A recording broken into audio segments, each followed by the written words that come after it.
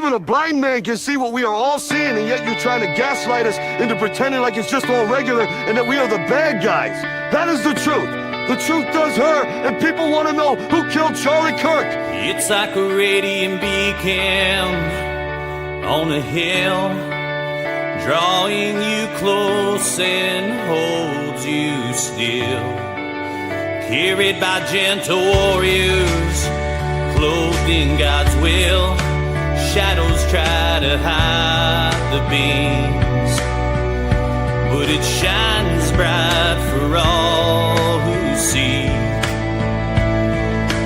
Truth can't be put out, silence trampled by violence. It's a roaring flame, proclaims can't be restrained. Won't bend a knee, sets the captives free. Right here alive, yeah, you and me. Truth, yeah, truth. Thinking of those who carried the torch in their day, dreaming their dreams, walking their faith. Fearless of sharing Jesus' ways, paving the way. Sacrifice is not forgotten, but your light spreads love, still living. Truth can't be put out, silence trampled by violence. It's a roaring flame, proclaims can't be restrained. Won't bend a knee, sets the captives free. Right here alive, yeah, you and me. Truth, yeah, truth. We share Jesus, the truth, the way, the life.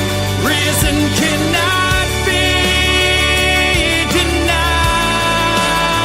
Yes, the truth, the way, the life. Risen cannot be denied.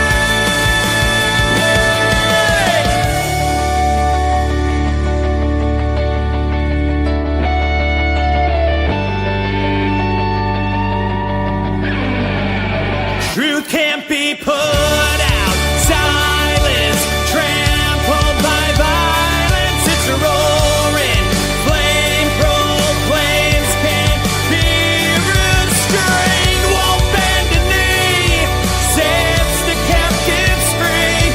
Right here alive, yeah, you and me. Truth, yeah, truth. Truth can't be put out, silence trampled by violence. It's a roaring flame, proclaims can't be restrained. Won't bend a knee, sets the captives free.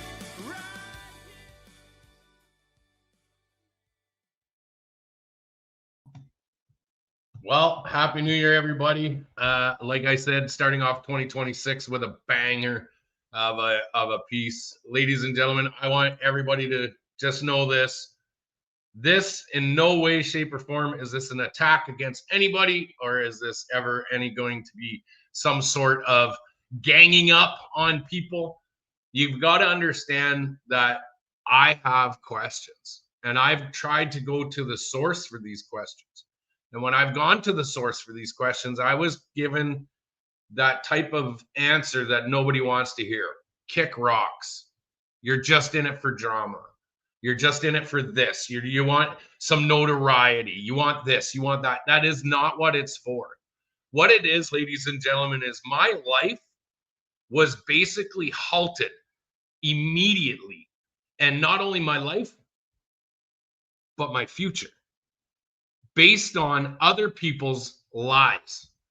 So when I find out holes in their stories and people's stories, and I want to get to the truth of this, or at least get an explanation, I can't get it from the source. So I'm forced to go to the sources, per se. And one of those sources, as a lot of you know, Chad Eros has been a fundamental piece of this puzzle that we have. Chad was the accountant and incorporated the Freedom Corp logo or corporation, let's say, and Chad was integral in trying to protect the funds that were to be allocated to the truck drivers. And in doing so, Chad worked diligently, hard in the background, didn't want no notoriety, didn't want anything involved with it, didn't want his name out there or anything. He was just doing his part. Like every other person out there, we were trying to do our part. And in doing so, Chad exercised his expertise, did what he could, but then Chad had some questions. And now that Chad's had some questions, Chad himself has been ostracized, has been targeted, has been labeled, has been canceled. But you see, Chad, like myself, kept his receipts. And tonight's episode is just one part of a 3-part series that we are going to bring forth with all of the originals, all of the people that were fundamental in getting this off the ground. So without further ado, I want to introduce my guest tonight. Ladies and gentlemen, please give Chad Eros a nice warm welcome. What's up, buddy? Hey, Pat. So we meet again at long last. It's been years since I've seen your face, like actually talk to you since the convoy. So how's it going? It's going. Once again, like I said, Chad, you were an integral part to what was going on in the background in those rooms. My biggest thing was with Chad. So let's give everybody, I want everybody to understand how Chad and I were able to come together and how we first met. So as a lot of you know, we started, George, myself, and Owen were starting a thing called the Freedom Coin. And we were going to make sure that all the truckers had a Freedom Coin. And we were going to make sure that they all signed up. They were all given a free $25 coin. And I wanted to come and run it by the group at the Swiss Hotel. And when I came in at first in the morning, we sent the guys who were building the coin. And a lot of you know that Chad's kind of sixth sense kind of got in, but a lot of you know that coin was stolen. Okay, it was stolen by the David and Julio that stole the coin and took some funds that didn't garner as much as, say, BJ Dichter's Bitcoin did, but at the same time, it did garner some funds, and we're still trying to get to the root of that issue. But in doing so, I sent these guys to meet with Tamara to have a meeting. And when they went in to have the meeting, they were pretty much told, look, this isn't where we're doing this or something. And they came back to me and said, hey, these guys really treated us poorly, very unfair. And what's going on? So I go down to the Swiss and I walk into the room and I'm like, yo, what the fuck's going on? I brought these guys down here. And Chad stands right up and he's like, who the fuck are you? And I said, who the fuck are you, dude? And there was a confrontation between Chad and myself. And ladies and gentlemen, it wasn't a good confrontation. It was we came to blows, not fisticuffs, but it was very aggressive. So in no shape or form is Chad in here like, is he my buddy or is he this or that? We were all there to do something. Chad didn't agree with what we were doing. I didn't agree with what they were doing. But at the same time, Chad, I'll let you kind of elaborate a little bit more on what happened. Yeah, sure. So you saw things from your perspective. So I'll tell you what happened. I really wasn't getting involved in this coin thing, and I didn't even really understand it. Owen Swiderski, he asked to meet with me a couple of times. He met like in my small little room that I was at the Swiss hotel. He was giving me a pitch about it and stuff. I was like, oh yeah, that sounds neat. And then actually, I don't know if you know this, but he must have had some sort of influence because I heard this buzz about this Freedom coin, and I don't really involve myself much in like coins and stuff like that. It's not Mhm. my forte, it's not my thing. And there was a screen set up, like a stock market screen in the Swiss hotel, tracking like the ups and downs. And they're like, oh, I heard some people, I'm gonna buy a coin, or I bought some coins or whatever. And I was like, oh yeah. And then somebody came to me and said, hey, the like Freedom Coin guys are here. We're thinking of investing, but we just don't know what to ask and stuff like that. Can you ask these guys some questions? So I'm like, yeah, sure. I'll ask them some questions or whatever. So I sat down at a table with the guys, the guys who were over at the Swiss, like promoting the Freedom Coin.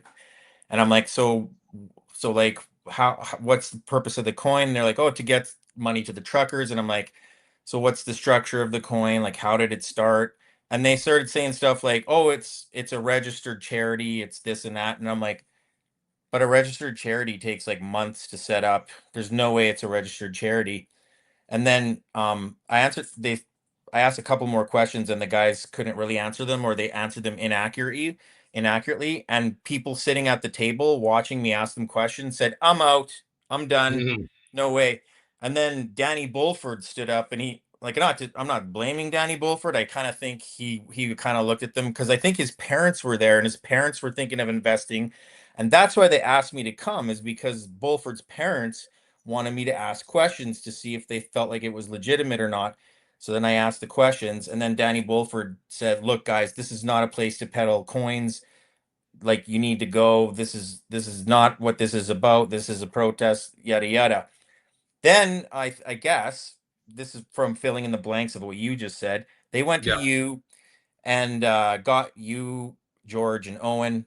And this is what I remember about you guys coming in. I'm chowing down, eating some food, and then all of a sudden the door opens to the Swiss like lounge, and Owen points at me and goes, "That's the effing guy right there, that effing clown."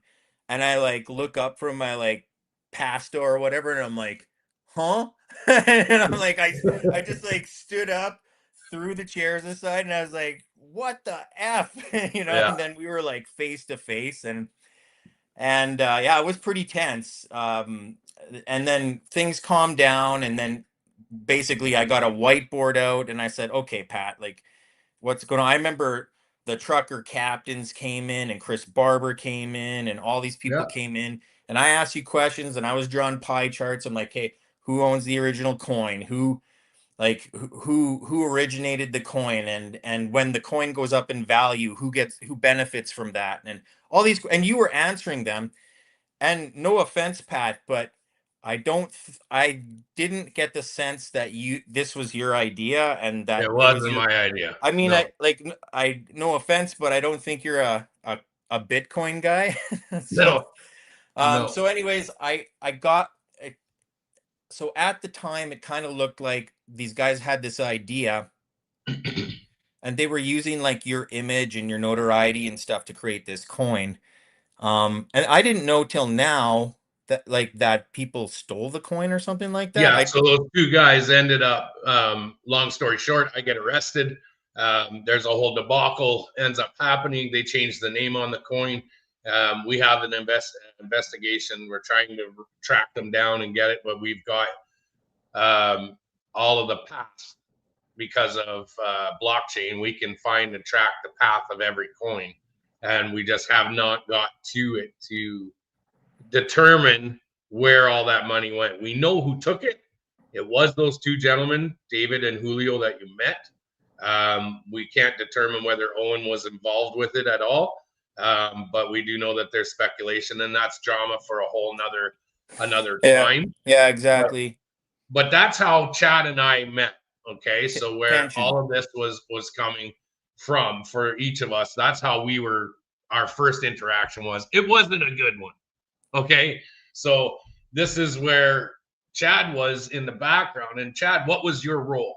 when you were there? What was your integral role that you were assigned with? Yeah, basically, making sure that things were set up properly, that there was, that funds could be received and dispersed in a proper manner, that was,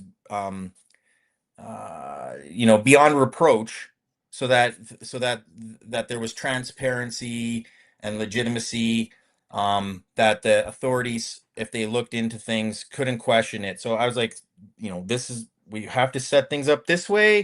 We have to do business this way. We have to, you know, if you want to do this good thing, which is to, basically, raise money so protesters in like January and February, like -30, -40, -50 degrees, they don't run out of gas on the highway, they don't freeze, blah blah blah. This is how things have to be set up. And at the very beginning, when I met the original finance committee, it was like these ladies basically volunteering at their kitchen table, and they seemed like really nice people. And I'm like, I asked them stuff, like, I don't beat around the bush, that's Mhm. how we had an interaction, like. Yeah. And I asked them some questions, and then in an email to them, I said, well, okay, this seems like you're just some nice ladies who are volunteering to help the truckers. And yeah, I'll help you out. That's how I first started getting involved. And Chris Guerra got me involved because before COVID, he was questioning the government on these mandates and stuff like that. And he ended up in this circle, right? Birds of a feather end up flocking together. That's just the way life goes. And Yeah. he said this group needs some help, and I determined that they just seemed like some nice grassroots people. There wasn't anything like weird behind them, and I'm like, oh, okay, I'll help you. You know? We thought. Yeah. Well, I think like these people's names are out there, and so I'm sure they're okay with me saying it. But like Helen Gazika, she's just like a bookkeeper or something like that. Just, and very conservative, very like, and I don't know, seemed like a very proper person. And like Christina Kenyon, she seemed like pretty on I the liked upbeat. Christina. I thought Christina was a good salt of the earth, kind of down there for the Yeah. right reasons. And I met them for like, I talked with Christina via email quite a bit at the Mhm. beginning. Yeah, because she I stayed never back in medicine. Well, no, she was in Chilliwack at the time. Or Chilliwack, sorry. Yeah. Yeah. And then so I didn't really talk to her actually till like after the convoy, and but only through email. And then Helen I spoke with on the phone and stuff, and she was very like on the up and up too. And I didn't even actually know who Tamara Leach was until probably like a week later. Like I didn't know, I only dealt with these Funny, I people. hear that from everybody. Yeah, I did. Like these people were doing all the work, and and they actually started to complain that they weren't hearing from her anymore, and that she basically abandoned them and wouldn't answer their emails, wouldn't answer their phone calls, wouldn't answer their texts. Hmm. And Christina at one point just threw her hands in the air and said, "Like I'm done." She's like, "You take over. She's not answering me anymore." So, and I was like, well, I'm not agreeing to like taking over from you guys, but um anyways, I'll leave it there. Yeah. So that being said, when did you initially get involved with the convoy? And ladies and gentlemen, so Chad is an accountant. He is a chartered, correct? Yeah, it's called CPA now, Chartered Professional Accountants. Yeah. Right. So how did you, because you weren't with us on the road? No, How did you get involved? Like no. there's So I was just sides like to how you got there. So yeah, so like before the convoy, my wife and I, we would go to like meetings and stuff like that to basically like, like at one point we met in this big Quonset with hundreds of people, and we are just like, what the heck is going on? Like, why what's up with these lockdowns and stuff? And people are telling their stories about their dads and grandparents dying from the COVID shots and things like that. People were grabbing microphones and talking, and so this is what's going on with me. Before, my wife set up like a negative testing COVID clinic that was cheap for them, and we were okay. doing like little things like that. Like, we were no heroes or anything. We were just part of a community that had questions. And then then the trucker protests happened, or the trucker convoy, and like I was talking to my wife, and she's like, I only knew about it because I kept seeing this Pat King guy show up in like Facebook and stuff. So she never heard of Tamara, she never heard of Chris Barber or anything like that, and we knew that it was basically coming through Moose Jaw because of basically your group. And then we went out on the highway, out by this paintball place, and we had a big bonfire and fireworks for the guys coming through. My kids were with us. It was so cold. It was like -40. My It was kid, freezing. oh, it was so cold. And then our kids wanted to meet the truckers because they thought they were movie stars and heroes and stuff like that. My one little boy's like, Dad, can I go meet a trucker? And this guy pulled over and he was telling a story about how the Hutterites were giving him food on the way. And it Yeah. just seemed like a really good grassroots thing. Like, and I was just a fan. That's it. Then Chris Guerra, he said, Hey, Chad, I was in this meeting with people. And Chris Guerra and I know each other from living in Chilliwack, BC. That's a coincidence between us and Christina Kenyon, because I think she moved to Chilliwack quite a bit after I left. And we knew each other from like church circles and stuff. And I did a GoFundMe for someone who lost their husband, and he had 6 kids, and it was a really tragic situation. And Chris and I were involved in that. And this is a group of like really good people. And then I moved back to Saskatchewan, and Chris moved back to Ontario, but we kept in contact over the years. And then Chris basically said to me, "Hey, Chad, these people need help with GoFundMe, right? Connect the dots." Yeah. I was a CPA and a business consultant, and I worked for the top banks in Vancouver, and I did a lot of, I understood banking, I understood lawsuits. I did work for lawyers for lawsuits and things. I did all sorts of stuff. And Chris would drop by my office in downtown Chilliwack, and he'd sometimes just sit there and visit with me, and because we knew each other. Then, so Mhm. when they said they were having trouble with GoFundMe, he said, "Hey, I know a guy. He could probably help you." And that guy was me. And then I started communicating with Christina and Helen. And then finally on January 30th, I ended up in a group call with Tamara and Jeff Rath, Russell Hebert, and a lady named Sandra Sable. And I was like, "Okay, lawyers, like Jeff Rath is a lawyer. He's like the leader or one of the leaders of the Alberta separatist movement. Russell Hebert was a MP for the Stephen Harper era." And I just wondered, like, I'm like, you guys, if this money gets transferred the wrong way, the government or the bank is going to freeze the money. I work for banks. Whenever we get nervous about money, we just freeze it and say, "What the heck is this?" And we either Okay. hand it over to the courts or, so I was trying to really get on them about setting up something. And at the end of the call, I still didn't feel satisfied that Tamara or that finance committee got the proper advice. So I hung up the phone, and I like incorporated a nonprofit organization called Freedom 2022 Human Rights and Freedoms, which people call Freedom Corp. And then I Mm-hmm. sent an email to these people, and I said, "Look, I incorporated this thing," and I put Chris Garrett and me on as provisional directors. Like, a provisional director is just like a placeholder until it's actually really set up for real. Yeah. And I said, "Look, I set this up with Chris and I as provisional directors. I put his address as the corporation address because it's in Ontario. If you want to use it, use it. If you don't, then I'll give it to someone else." Correct. Because Yeah. yeah. So anyways, that's like that is the origin story of Freedom Corp, which ended up having standing at the POEC hearings on Yeah. behalf of the truckers. Yes. Yeah. So you incorporated Freedom Corp, helped them with the GoFundMe. Yeah, I was helping them with the GoFundMe, helping them with their responses to the GoFundMe. Yep. So you've been in. So here's where it's going to get juicy, ladies and gentlemen. Everybody's been asking, where in the hell's the money? What's going on with the money? What this and that? What is Pat? Where is it? I have no idea. And They're Chad still can attest. asking. I have nothing to do with this money, ladies and gentlemen. Chad is the chartered accountant that I'm not on any paperwork for any of it. But what Yeah. Chad did do for them was he was involved in meetings with GoFundMe and was sat in with meetings to give them answers to their questions because, ladies and gentlemen, GoFundMe was not putting this money out if it wasn't getting allocated to the destination that they had already set down, that this was going to the truckers. This was not going to go into personal bank accounts.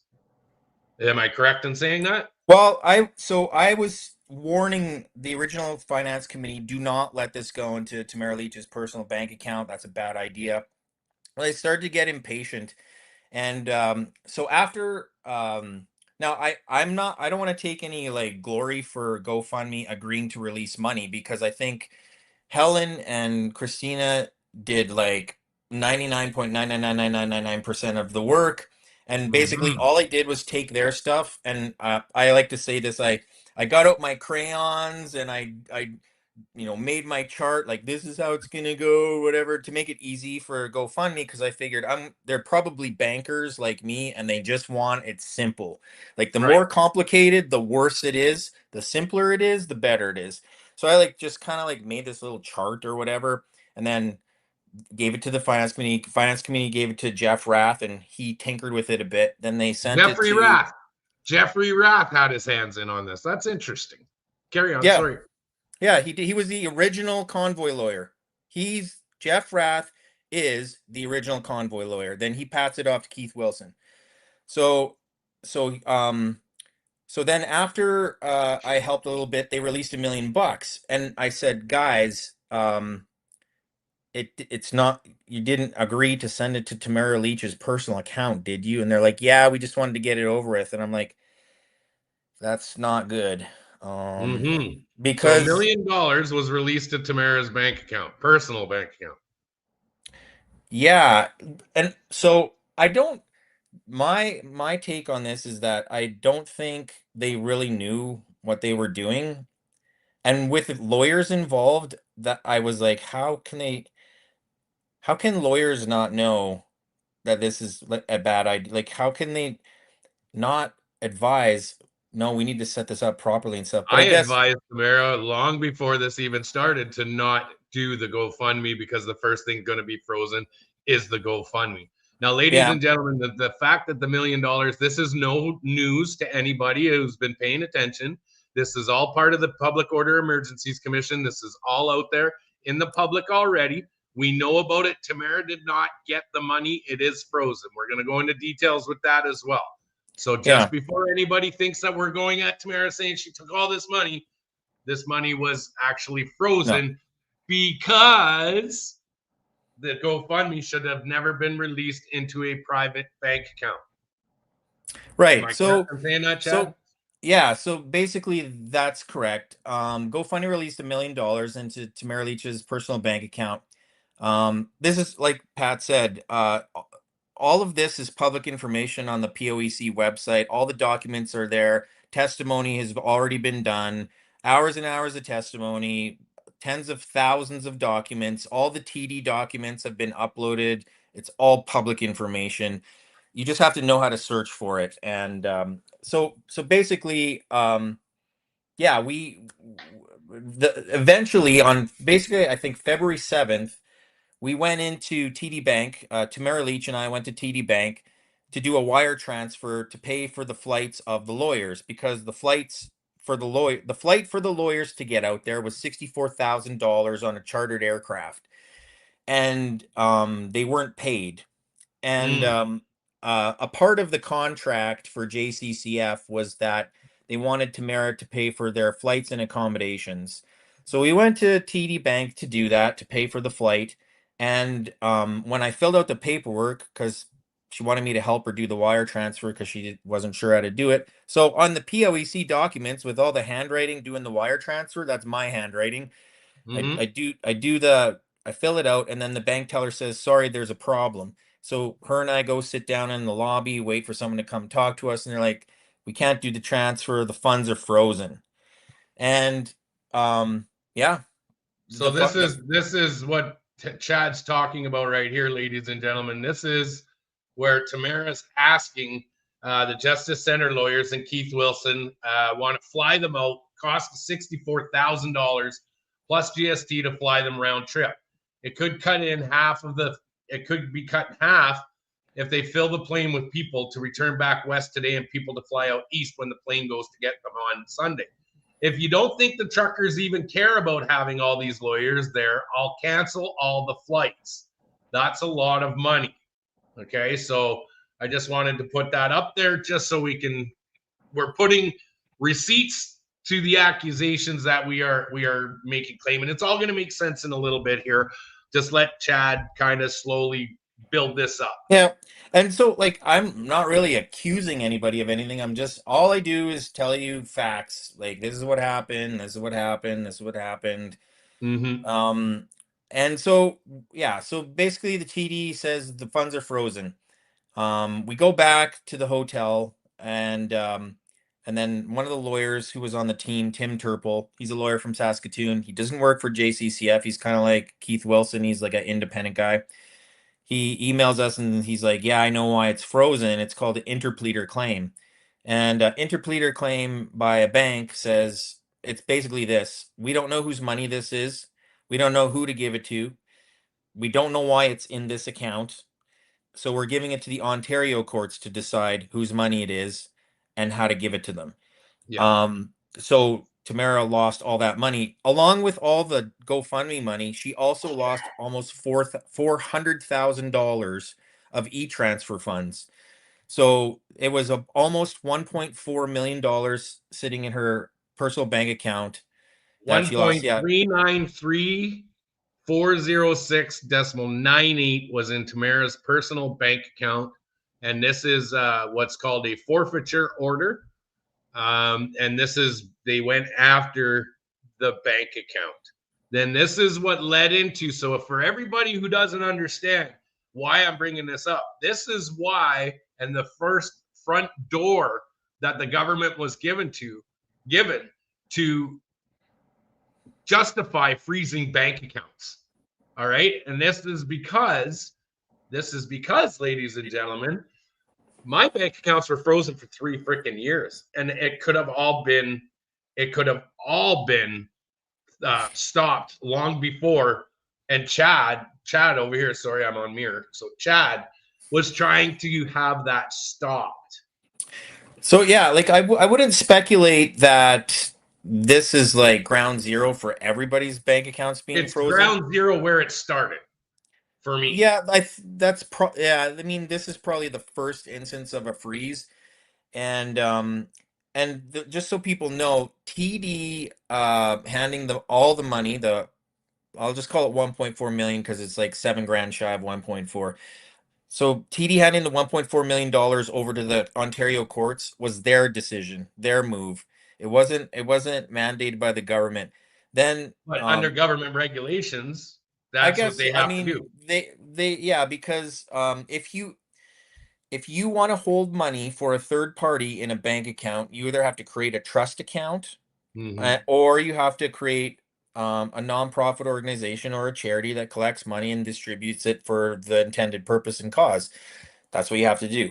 So so basically TD basically said, well, Tamara's collecting money for a third party, the truckers, and this is their money or somebody's money, and we don't know whose it is, so we're going to hand it over to the Ontario courts. The other thing too that probably didn't make this look good is as soon as she got to Ottawa after riding shotgun with Chris Barber, for some reason she decided to make Chris Barber a joint account holder on the 1.4 million bucks.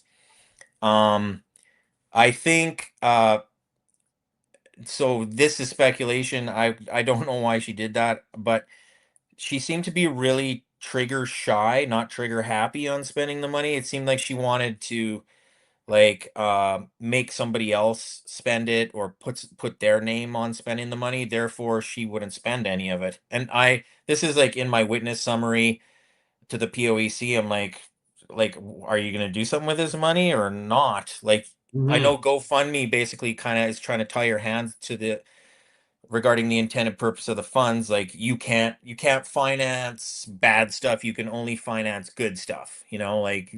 And so, but I said to her, like, if you want to pay for these flights, and use the 400,000 you raised with e-transfers. Why aren't you doing that?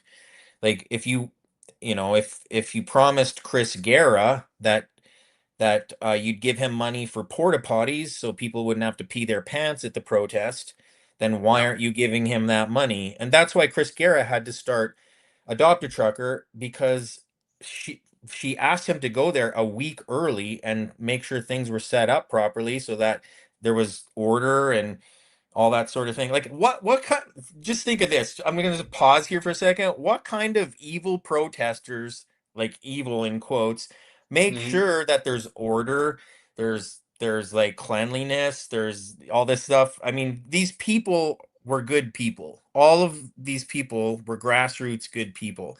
And so Chris, in good faith, believed that he would get some money from all the hundreds of thousands of dollars that were being raised. But then when he asked for it, he didn't get any. So Right. then he had to start putting all this stuff on his personal credit card. He had to start paying for porta potties using his own bank account, his own personal credit card. And he was like maxed out, not getting nothing. So Hmm. then Chris is We like all were. freaking out, starts his own thing, Adopt a Trucker, and then he started to like reimburse his credit card and stuff like that. And by the way, Chris Guerra's all his fundraiser expenditures, everything was went through by auditors, basically to dissolve the freezing of the funds. Hmm. They found him to be squeaky clean, and they dissolved the Mariva injunction. A Mariva injunction is a freeze on funds because of a class action lawsuit against us started by Zexi Lee under Paul Champ. So it freezes all current and future funds raised. And I'll say that again, future funds raised. We couldn't even raise future money because any dollar that came in would have to be set aside um, to be made available for people to sue us. So the like a select group of Ottawa people decided they wanted to sue the protesters. Yeah. So anyways, yeah, that's kind of the origin story, I guess, of the Adopt a Trucker thing too. And if you ever want to talk to Chris Guerra a little bit more about his origin story and why he had to start Adopt a Trucker, I'm sure he'd talk to you. Well, and like it's another thing is in the second part we're going to do the originals, the original ones that started getting things organized, getting things rolling. Chris was one of my guys. Chris was like when Chris said he was going a week early, I kind of chuckled because I was like, Tamara had him go there a week early. Yeah, There you it go. is what it is. We'll Yeah, say I maybe I shouldn't. Yeah, if I got that wrong, I got that wrong. So all good. if you and Chris agreed that Chris would go early and help set up, that's cool. That would be a clarification in the story. Yeah. Um and um In fact, yeah. Chris was integral in getting the permits for us to be Mhm. downtown. Chris was working in the background. Now Chris is going to be on the show, so I'm not going to steal anything from him, but we're gonna allow Chris to say his piece on the next episode when we do this. But so now you do all this stuff, okay? You're in the background. How did you get to Ottawa? Uh well, just yeah, I'll back up a bit. At the time I was a teacher at a polytechnic school teaching accounting, finance and all that stuff. So I'm on the phone with Tamara, and then by the time, so I guess I should back up a little bit more. While I'm teaching and stuff, I'm just getting a little bit more information, and things are happening that are freaking people out. So one of the things that happened is I got a call from a guy named Thomas O'Connor, and Okay. I remember Keith Wilson testified that nobody at the convoy knew each other. Everybody got to know each other because of the convoy, and the only two people that knew each other before the convoy was Chris Guerra and me. And obviously, George Billings and some other people before the convoy. So, anyways, little bit of an exaggeration there by Keith during the POEC testimony. So I would Thomas expect a lie O'Connor. for the liar. Yeah. So Thomas O'Connor was going to the biker church with Danny Bulford and a guy named Serge. and I think those were three people, and they're good people, and they were involved. So, anyways, Danny Yep. Bulford, um, he's originally from Alberta, and he was a Hmm. part of a group called Taking Back Our Freedoms, which is from Alberta, and Jeff Rath was a director on Taking Back Our Freedoms. So there's this kind of the same people who are in Taking Back Our Freedoms are also the same people who are involved in Alberta separatism, and they're from Alberta, and kind of like they all kind of crisscross, right? These Alberta Hmm. separatists. So Danny Bulford at the time when he was an RCMP constable, he was stationed in Ottawa. So he's from Alberta, stationed in Ottawa, going to the biker church, and he knows local Ottawa people. Yeah. Um, and uh, so so he's there, and he contacts Chris Guerra, and basically this whole adopt a trucker thing gets formed. Anyways, that's how Thomas O'Connor gets hooked up with me. He contacts me and says, Chad, the truckers are freaking out. It's going to be minus 35 tonight. They're running on fumes. There's no fuel. Tamara promised them that they'd get free fuel, and she's missing, and nobody knows how to contact her, and nobody knows where she is. What the hell's going on? And he goes to me, I know a trucker, or I know like a fuel provider, but the fuel provider will only provide fuel if he knows that there's a corporate entity that exists. And um and I'm like, what? I'm like, why will he only provide fuel if he knows a corporate entity exists? And Freedom Corp existed at the time. It was like 2 days old, something like that. No, it was 1 day old. It was like, or not even. Maybe it was that day. So he like phones me freaking out like this, and he's like, a lot of people are scared and freaking out and angry and feel betrayed, and so Uh, I said, okay, whoa, whoa, whoa, calm down. I believe in this cause. So I gave a local gas station my credit card, and I just said, whoever goes, like if slip tanks go there and fill up, um, I'll pay for it until something's figured out. And this is how I believe this group trusted me. Like they were like, holy crap, this guy really like, Some random guy we gave a call yeah, to yeah, in he's just Saskatchewan. like he's just helping us, right? And Hmm. this is me think, because I'm like, why did they trust me so much? And that's probably why. um and some people started to steal from me, like some people who found out that there was free gas would start to pull up and like fill up on my dime and just take Yeah. off. But I specifically said, people who can get their own diesel, people who aren't trapped behind barriers, people who can leave and get their own gas, they're not allowed. Only people who are trapped behind barriers, can't leave, are running on fumes, and have to get gas from slip tanks, only they are can like fill up on my dime. And so I Yeah. think it was about 3 to 4 thousand bucks. And then we switched over to a fuel provider. And then I gave Tamara instructions on how to pay that fuel provider, because he delivered about 6,500 liters of diesel. He dropped it off at Coventry. Some slip tanks pulled up, filled up, Yeah. and went in. I think that's, That's I where my think, fuel guys went in, and yeah. Yeah, yeah. but So, but so so you're doing all this from the background. You're doing I'm all doing this this in the from background. Moose You're not Jaw. even Yeah. in Ottawa yet. No, I'm not in Ottawa yet. No. How did you get to Ottawa? Um, so, so basically, Tamara sends me an email, and she says, hey, Chad, can you help these guys figure out how to get here? Because I knew of an airline that was going to Ottawa. I knew of that by this crazy coincidence, because I asked the best man from my wedding, like, which is now 29 years ago. I'm like, hey, have you seen what's going on in Canada? And he's like, yeah, I have. Um, our friend Perry's there, and he's passed away since then.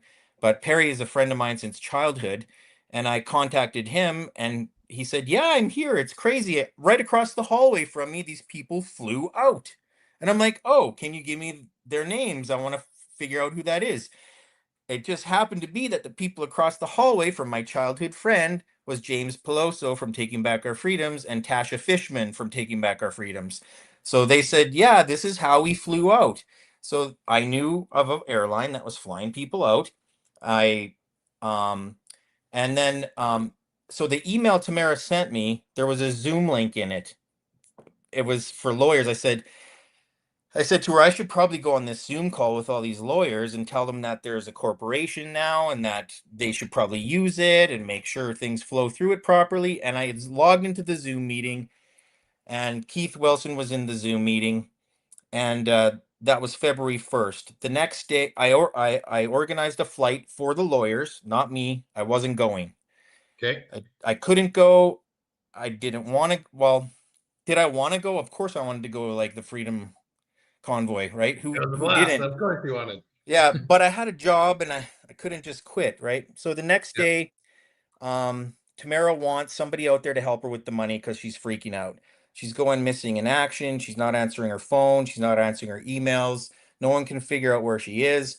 And she starts texting me and phoning me at work saying, "Can you please come? I really need help. Please come." So I phoned Helen and I said, "I can't go. Can you go? Can someone who knows about money go there and help her?" I was also like I said to Tamara, "Don't you have anybody there that can help you?" Like, I was just so surprised that a teacher from Moose Jaw was like the only guy who could help. Like, I'm a nobody, I'm nothing. And that's also why I thought this was grassroots. But finally she phones me and she's like, "Hey, I'll take care of you and your family. Don't worry about it. I'll make sure you're fine. Please come out, please." I talked to my wife. My wife hated the COVID mandates. Our kids were suffering because of them, like physically and their activities and all sorts of things. And she basically said, "Yeah, go." And when I came home, my bags were packed by my wife, and she's Mm, like, "Go get him, Tiger." And so nice. the flight that was basically flying across Canada touched down. Oh yeah, and Tamara said, "Hey, can you get Dwayne, my husband, on there too? Because I miss him. I've been here and I miss him." So I had the plane touch down in Medicine Hat, pick up him. Then I went to Saskatoon, picked up Andre Mamari and Tim Turple. Then it flew down south to Regina and then picked me up. And then off we went. We picked up Alison Pajovic, who's a JCCF lawyer too. So that's how I ended up going.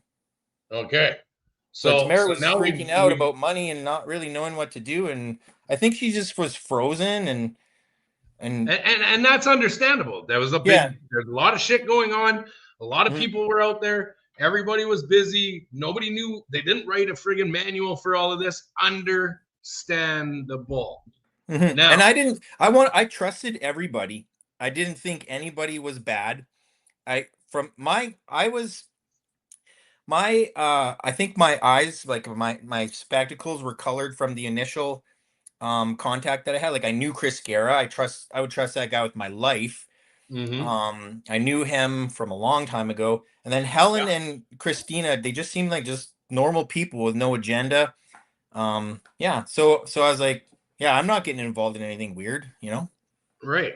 So all of that aside, convoy happens. Everybody's going through their shit. I get arrested. Tamara gets arrested. Chris gets arrested. Everything goes sideways, and money's frozen. All of that stuff. Now, you did something in the background well, not in the background, nothing nefarious. This is not where I'm going with it, but you were trying to alleviate pressures on people and doing things. Explain. Now, I want to bring this up because this one is a big one for me, and I can't believe you did this. I find this out later. I'm gonna go here. Let me just pull this up really quick. I want to bring this out. This is, where is it? Which one is it? And by the Sorry, way, guys. I just want to say, while you're looking for this, all the protesters that were in the street, sleeping in their cars, sleeping in their Got it. trucks, they were all a part of something that I believe was completely 100% innocent. I think there were some people that were acting like morons. Like, you probably shouldn't buy a train horn and honk it.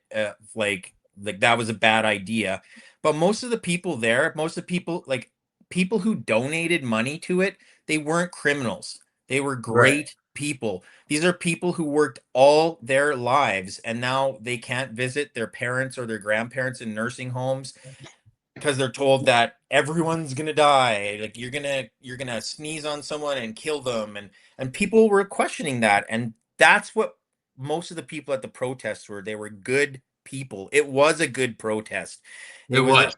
it was it was legitimate and it was absolutely necessary. I will think that till I'm dead. I don't care what anybody says. You know, I it's agree. just I agree 100%. But what happened in the background? So I want to bring up. This is where I come in, and this is why I wanted to bring Chad on because, as a lot of you know, I have had to beg for lawyer fees. Okay, I have had to. I spent 5 months in jail in some of the most harshest conditions in I think any protester history. But at the same time, I did it. I knew what was going on. But at the same time, I didn't have funds to get out of jail. I didn't have anything. Well, all these people had all these lawyers in JCCF, but Chad did something I didn't even know of until Chad and I started talking last year and a half ago or whatever, when we really started. I think it was even more than that. But Chad did something, and I want to bring this to your attention is because as people were going at Tamara, asking Tamara, why are you not helping Pat? Like, you guys threw him under the bus. He's like, you left him behind. He's got no help. Tamara's supposedly trying to help. And I say supposedly because it gets a little bit more speculative at how much was even being, pushed to help. Now, I understand Tamara did throw my lawyer some money. You're absolutely right. Like, Tamara did help with the fundraiser when I got thrown in under my breach the last time.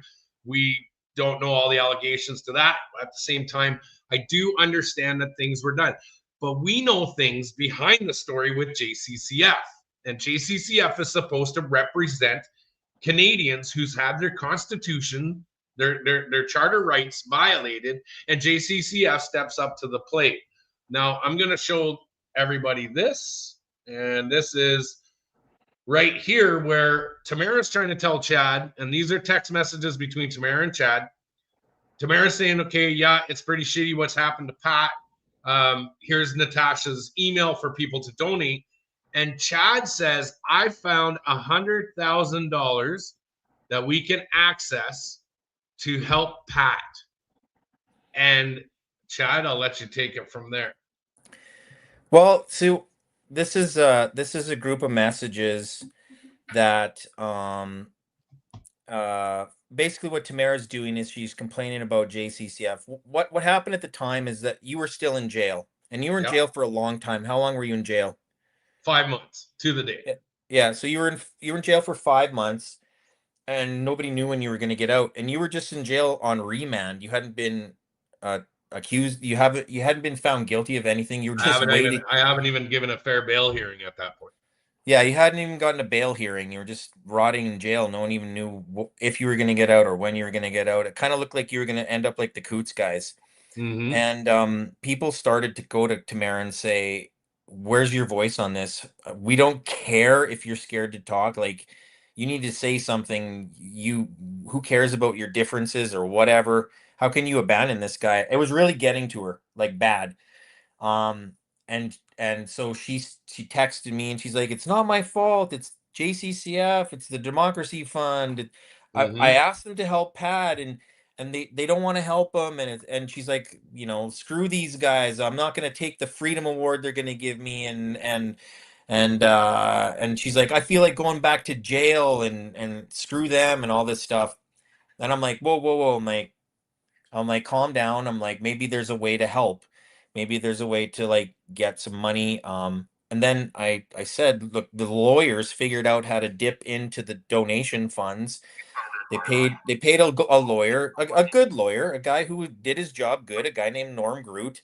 Yeah. He applied to the court and this is how Norm Groot normally does business, because Norm Groot usually deals with proceeds of crime. Okay.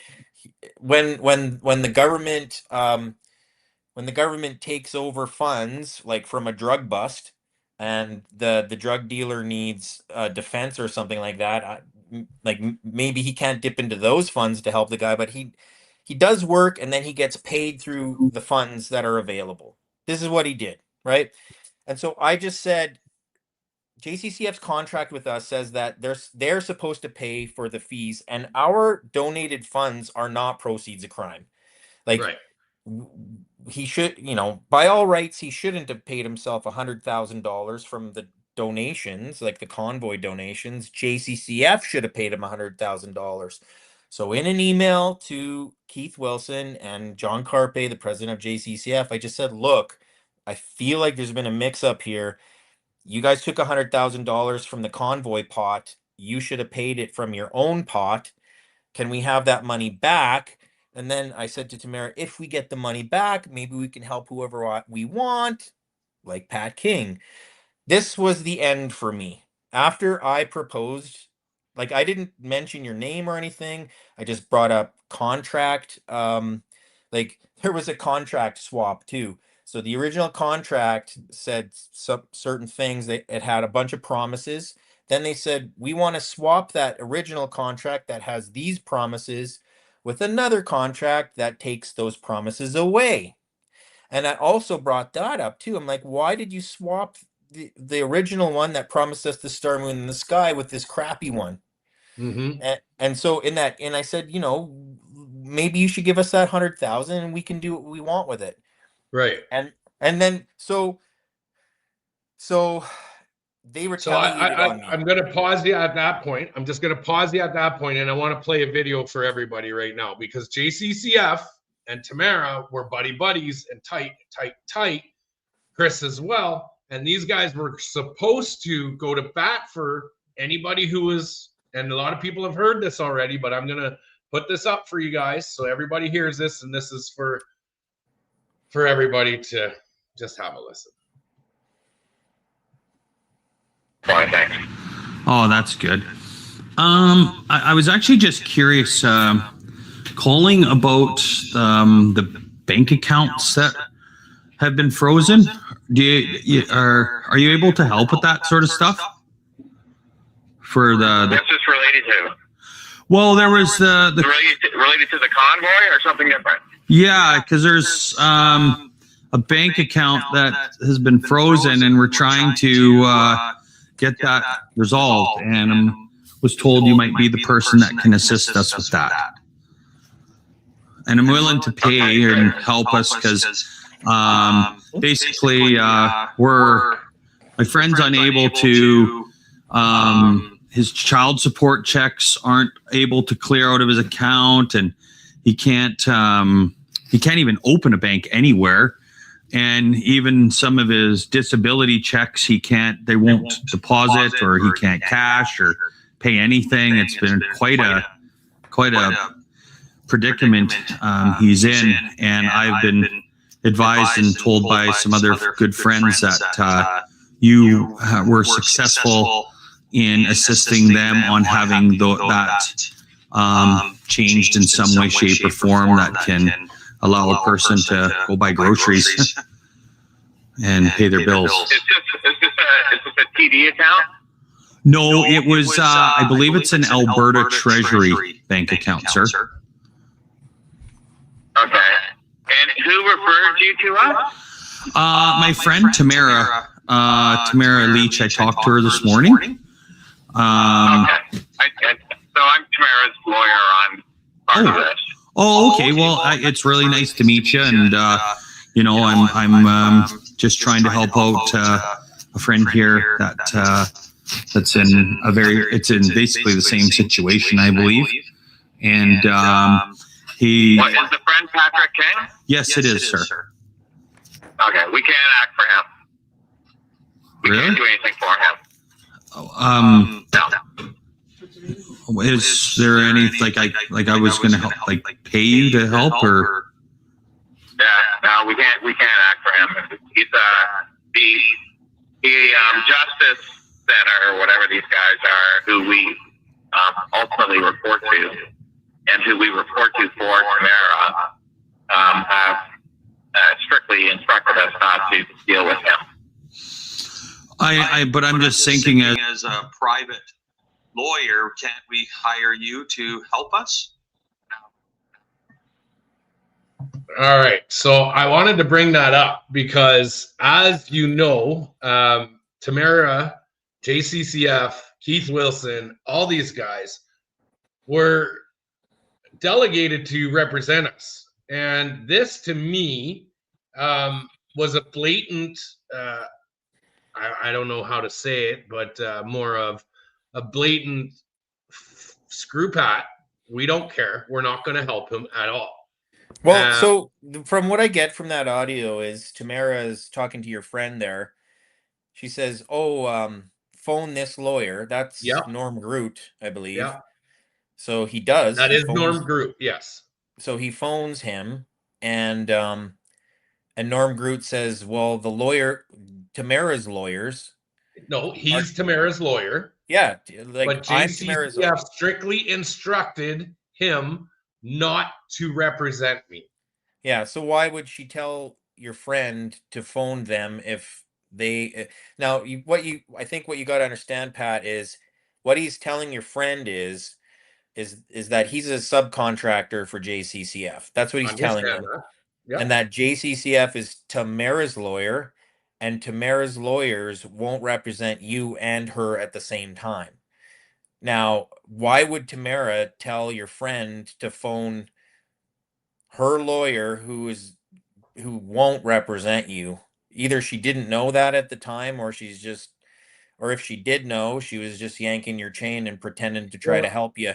I don't know. and this is where I've been trying to ask questions, but at the same time, I'm being told that kick rocks, right? Mhm. So this is why I wanted to have you on the show, because I don't know if you knew that I had that recording. I've had that recording. I've been sitting on it for 3 years, 2.5 for sure, 2.5 years. Yeah. And I've been struggling for lawyer fees. I've been struggling to get help. I've been trying everything I can. I'm still $26,000 left in to Natasha, as well as people can see down here, Pat King Appeal Fund. I'm being appealed on all my charges from the Crown, so I'm still struggling to find avenues to get funds to my lawyers. So now this is something I've been hit with all along, but you know some of the inner workings because the lawyers have gone at you. These JCCF lawyers have gone at you. Keith Wilson has gone at you. Yeah. So basically, after Tamara made gave me these texts or whatever, I took them at face value. I trusted them. I thought she really was concerned. I didn't think, oh, this is her just pretending to care about Pat King. And so I asked JCCF and Keith Wilson to explain the first contract and then the contract swap and why they took $100,000 out and paid Norm, and if they could give us that money. Anyways, the lawyers talked to each other. They must have decided this guy's got to go. And instead of Tamara saying, "Whoa, whoa, whoa," he's only doing this because he's trying to help me help Pat. He's only doing this was my idea that like she didn't do that. She joined them and came up and was a part of this plan to discredit me and basically it got ugly. Like the discrediting of me got ugly, like just because of this, for me trying to help you. And by the way, just to go back to the very beginning of this podcast, is like at the time, the last interaction I had with you, we did not like each other. And I Right. was just trying to, I didn't believe that you should be rotting in prison though. So out of principle, out of like basic decency, basic humanity, I'm like, should a guy just rot in prison forever? No, I don't believe in that, even if we had a bad interaction. And I was trying to help. I thought I was trying to help Tamara. Then these guys retaliated after I asked them about money and stuff, and she joined them. Part of the discrediting of me was just like a few weeks before that. Tamara texts me and she's like, uh, they're like, "Hey, we want to go on a Zoom call with you," and we had a Zoom call, and at the end of the Zoom call, Tamara and Keith are like, "We have a surprise for you. We're going to give you money because We love you and we care about your family, and we know you've gone like few months without a salary or anything, and you don't have a job anymore, like, right? Because I flew out to Ottawa and just like was a volunteer trying to help and stuff like that. So they gave me money. Um, they like e-transferred it to me, went right into my bank account, and then after I tried to help you, they accused me of stealing that money. Right. Like, this is how like nuts it was. And I'm just like, who are these people? I'm like, who the heck are these nutcases? Right. And I'm like, who does that? Who freaking like, I don't know. So you get attacked, you get accused of stealing money after they send you money. You're going to bat trying to see if they can release funds to help me and my lawyer fees. All the while we're getting in the background, yep, we're here to support him, we're here to help, and in that text message is like, yeah, Chad, there's ways to donate to Natasha. She can pay all this. But guys, there's another piece to this puzzle as well, where Chris was even advocating for me in the background. And from the circle that I have of people that were telling me that Chris was going to them and saying, hey, you know what? We should be helping Pat. And JCCF then went and said, you're not going to get half of your funding now because you're wanting to help Pat. What was it? Like, and I'm not asking. How do you know that? Did Chris? Because Barber I tell was you told that? from a very reliable source that Chris was asking, why are we not helping Pat?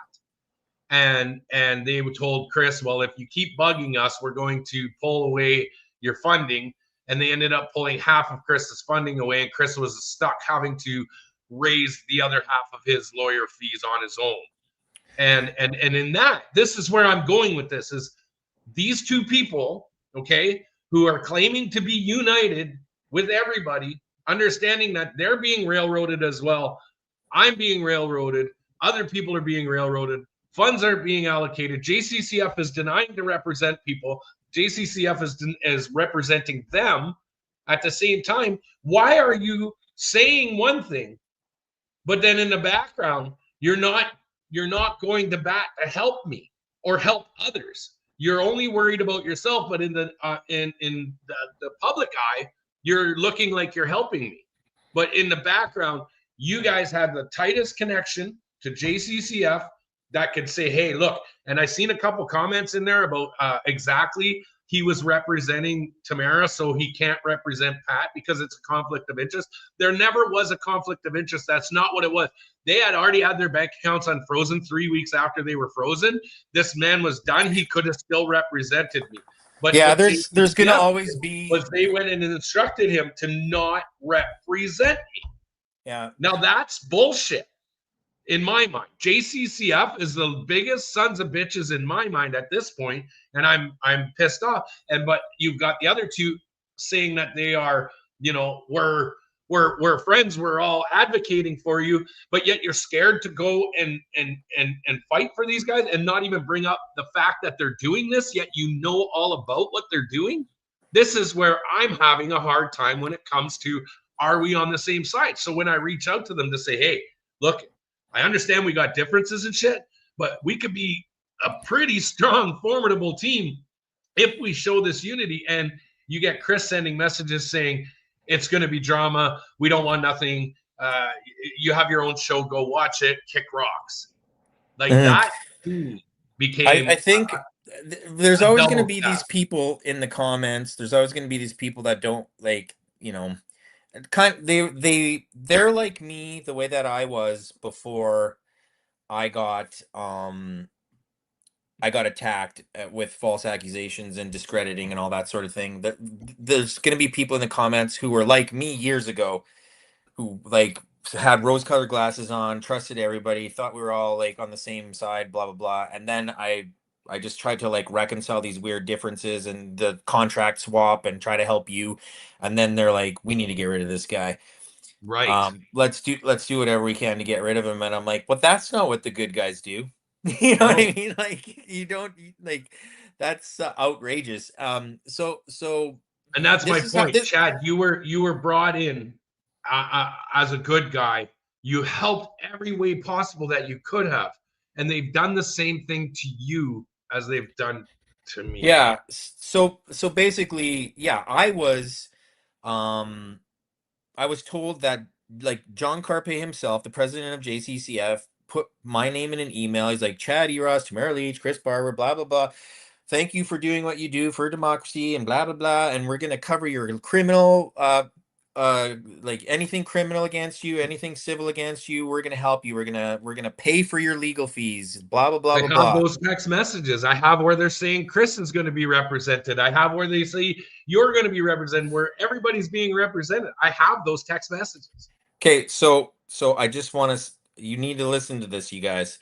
Okay. So days after we get back from Ottawa from the protest, I don't think everybody's like 100% evil and 100% good. People have things go on in their brains, they freak out, and they do dumb stuff. So Keith Wilson did a good thing, I think. He had phoned me and he said, "Hey, this lawsuit's been updated and a bunch of more people have been added," and I think his heart was in the right place. And on February 20th, 2022, he's like, I want a bunch more people added to this JCCF contract. I want you personally and this person personally, and I want this person personally. So he goes to me, this is what I want you to do. I want you to send me and Eva Chipiuk, a JCCF lawyer, and like, she's an employee of JCCF, copy her and say that you want all these people added to the original contract, and then I'll reply, I agree. Okay. And then I did. I said, okay, hey, as a signatory on the original contract, I agree to have all these people added to the original contract, right? That means I'm okay. I don't see any conflict of interest. Okay, this is going to this person in the comments saying, oh, conflict of interest. So I'm saying, as an original signatory on a contract or a retainer or whatever you want to call it, add these people. I'm okay with adding it. Keith Wilson, as a signatory for the original contract, says what Chad says is true. I want these people added, right?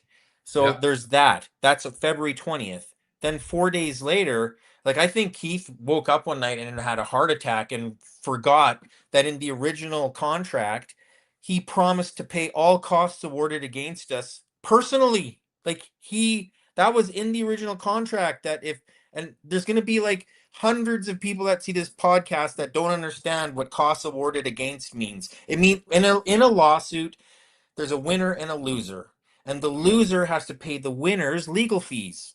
Do you understand that? So if the loser spent $250,000 on legal fees, then the loser has to pay that $250,000. Here is Then the email, ladies and gentlemen, of the contract. yeah, so I think after Keith wanted all these people added to the original contract, he probably woke up at night and went, I can't do that. Like, if we lose, I'm gonna go bankrupt. So then on February 24th, he calls this emergency meeting, and at the emergency meeting on February 24th, he badmouthed JCCF. So Eva Chipiuk and Keith Wilson are in the Zoom call. He's like, John Carpe's an idiot. He doesn't know what he's doing. Yeah. He's a moron. You should fire him. Fire him. Fire JCCF. Get rid of this contract. And I'm sitting there and I'm listening to this call, right? And I'm like, you want us to fire JCCF? They're like, and everybody should know this. Tamara Leach was in jail at the time. You were in jail at the time. A lot of people scattered and just went home and were like, they saw people get beat up and all this stuff, and they were done. So I started running the Facebook page. I got the passwords for the Twitter account, started running the Facebook page, and I was dealing with all the lawyers. I was dealing with Norm Groot. I was whatever they needed to help legally with you guys, it was going through me, everything. Because there was nobody there. People were in jail, arrested, scared to do something. So so it was almost so the people that were there in the meeting to fire JCCF was Tom Marazzo. Tom Marazzo knows that Keith Wilson told us to fire JCCF.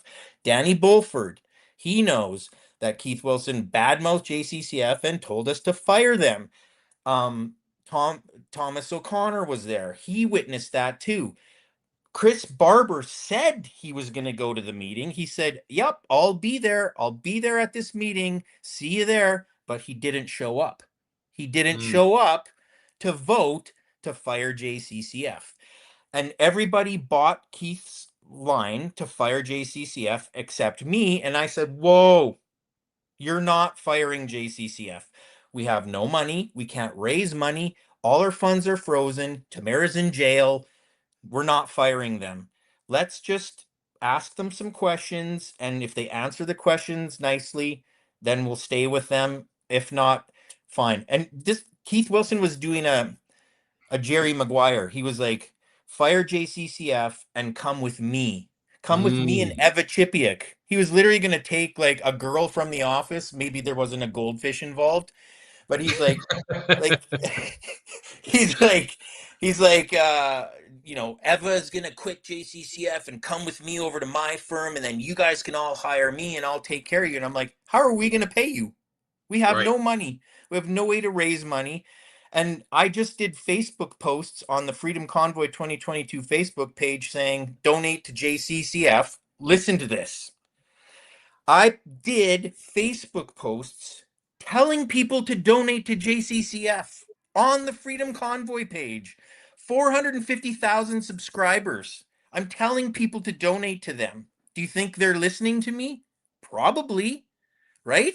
So there's money going because I'm saying this, and I'm like, no. And so we voted against firing JCCF. Now, Keith must have hung up the phone or logged off of Zoom and went, shit. He didn't fire JCCF and expunge that contract that says if they lose, I'll pay their costs. Do you see what? So I'm just like this pain in the ass for this guy. I didn't know that. I didn't know I was a pain in the ass for him. I wasn't suspicious of him. I liked Keith. I thought he was my friend. We talked like almost every day, and he like probably blew a bunch of smoke up my ass and made me feel important or whatever, and made me trust him and think that he was going to be on my side till the day I died and that we were going to be buddies and stuff like that.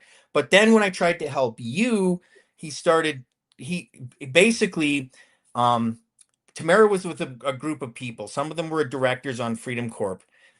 They saw her phone buzz. It said Keith Wilson. She took the phone, went off to the side, came back and said, "Oh my God, you guys, we got to fire Chad." Oh. Yeah. After I tried to help you, we got to get rid of Chad. Keith Wilson says so.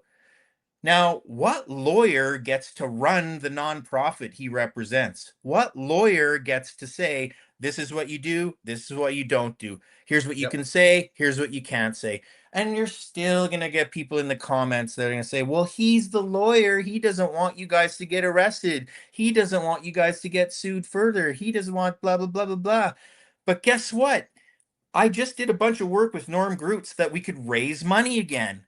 I got a bank to agree to open a bank account for us so we could emancipate ourselves from these lawyers, raise our own money, do our own thing. Then what happens is there's like a shift in the directors, and Dale ends up as one of the signatories. But he quit working for Joe Jansen, who's the president, and he started working for Chris Barber.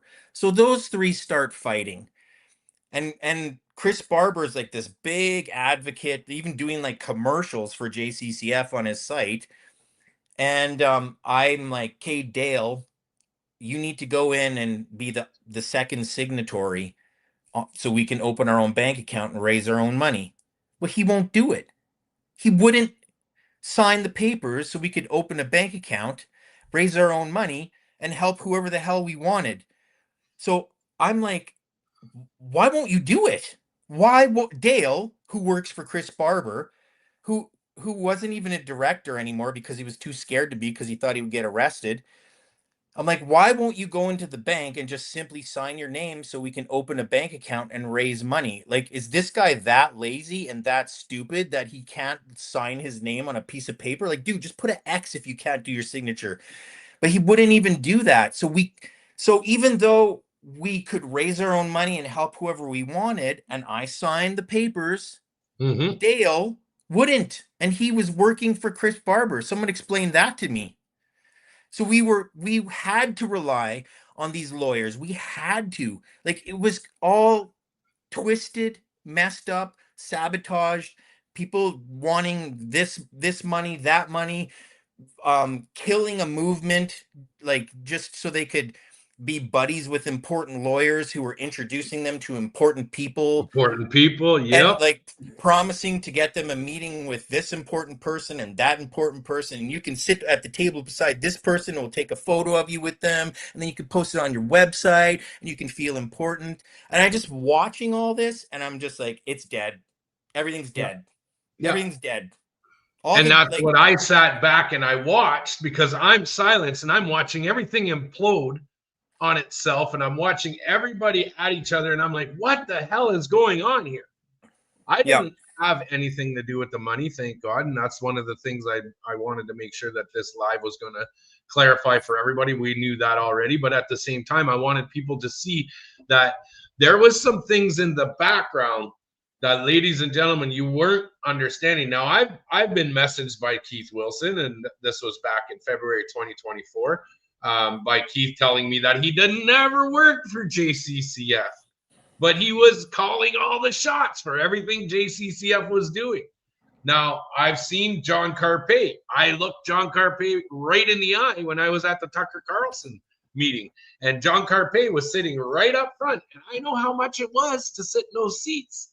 And I can tell you this much, because I was sitting in those seats thanks to an amazing friend of mine who said, no, you're going to be a part of this. I don't care what anybody says.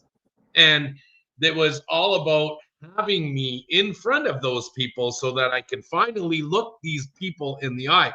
And I still remember looking John Carpe in the face saying, I know what you did.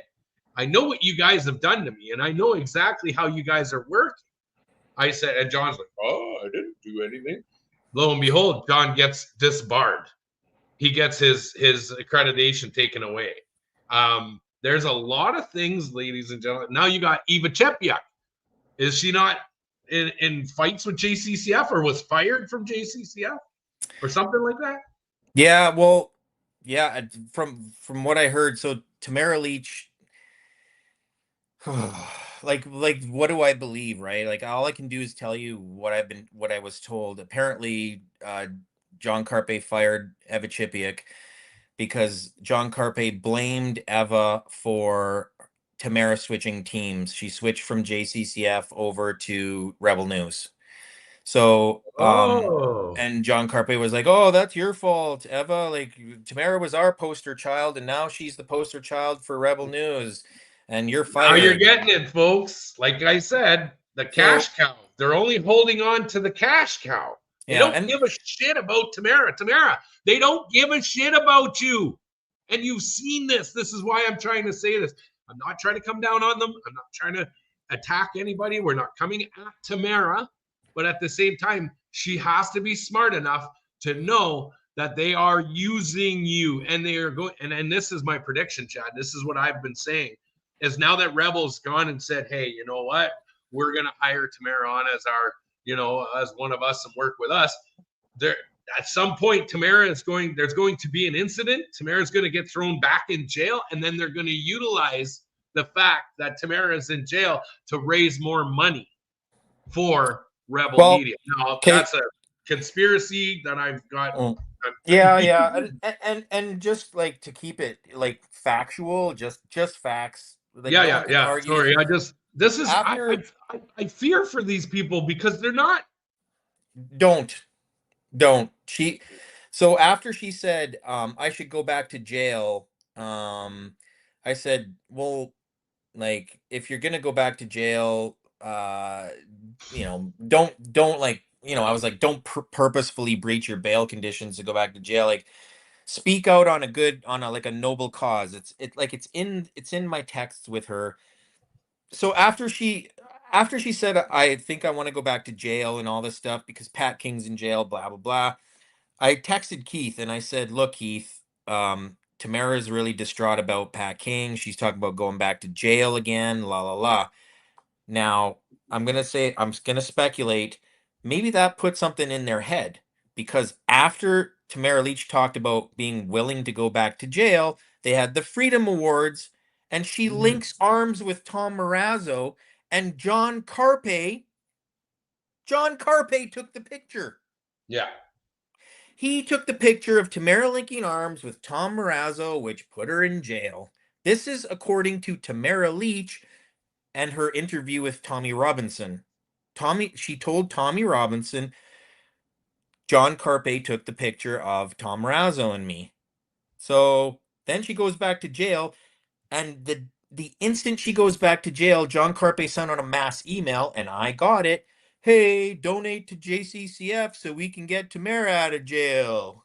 Duh, what do you think happened there? I mean, I can't tell people what to think. All I can tell people is what happened. That's what happened, people. You can say, oh, Chad's only saying this because he's jealous and he wants the spotlight. You can say all these stupid grade school idiotic things. That actually starts to make me feel like I like lose my faith in humanity. Or you can just look at what the facts are and you can decide. Now, And that's where I'm gonna bring this up, and I want to show people because this is JCCF. So, Chad, what are we looking at here? Justice Center for Constitutional Freedoms Employees and Compensation. So this is a chart that I put together from data that's right off of the government website. So you can go to it's like search, if you Google search for a Canadian charity. Yeah. You can look up Justice Center for Constitutional Freedoms, and all their financial data is there. So the financial data over 2018, 19, 20, 21 was there, and I put all the numbers into an Excel sheet and I created these charts, and this is what they are. So during the COVID years, they did really well because for lack of better words, and this is just the way I'm going to put it, I don't really care what people think. They used poster children, said, oh, this poor person needs your support. This poor person needs your support. Donate to JCCF. Donate to JCCF. Heck, I even did it. I said on the Freedom 2022 Freedom Convoy 2022 Facebook page when I was running it, donate to JCCF. I did it too because I thought they were going to help us. Like I said, back then I trusted everybody. I thought everybody was acting in good faith, and I had no reason to believe that they wouldn't. And this, as you can see, like 2020 is the COVID year, it starts to ramp up. 2021, they got a ton of donations, and 2022 it like peaks right there, right? And so it's color coded, and I can't really see what I think it's basically sources of income, right? So you got gifts with tax receipts in the dark blue. You got cash from sale of assets. There's barely any. The dark line is revenue from sale of goods and services. Orange or yellow is gifts from other charities. The pink is gifts with no tax receipt issued.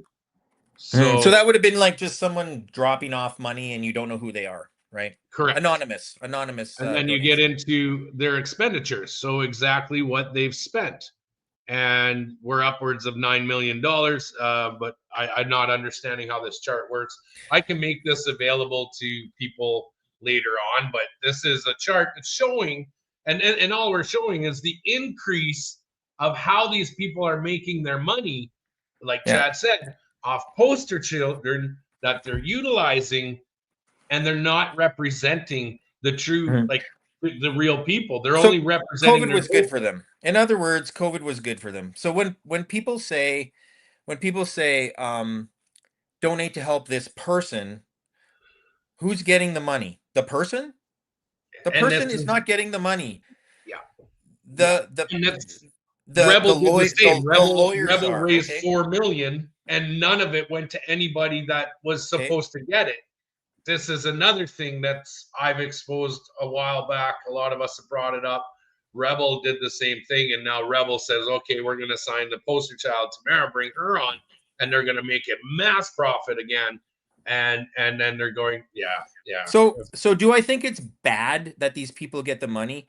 No, like it's not necessarily bad, but if you get money to help someone, if you listen to me, if you get money to help someone, you work your ass off for that person. That's what you do. When my customers pay me, when my clients pay me, I need to work my ass off for them. I need to do the That's right. best I possibly can. Whether it's donated to me or whether the person pays me directly, you work your ass off for these people and you do what you promised to do. You don't look for a way to weasel out of it. You got money, like you got free money, okay? Like you got donations or free money. You didn't work for it yet. You didn't work for it yet when you get donations. So if you say we're going to be the champions of fighting COVID lockdowns, we're going to be the champions of fighting COVID mandates, give us money and we will kick some butt. If you literally say that and you get millions of dollars, then you do that. And don't do scams. Don't weasel out. Don't do contract swaps. Don't tell me to fire JCCF because there's a clause in a contract that screws you over with some. So I asked Keith Wilson because when I did the email and I said, you know, what's up with all this stuff, he replied in an email, well, then I quit. I'm just going to help Brian Peckford screw you guys, basically. I phoned him. I said, do you mean that? Like, are you quitting? That's it for you? You're done? You're gone?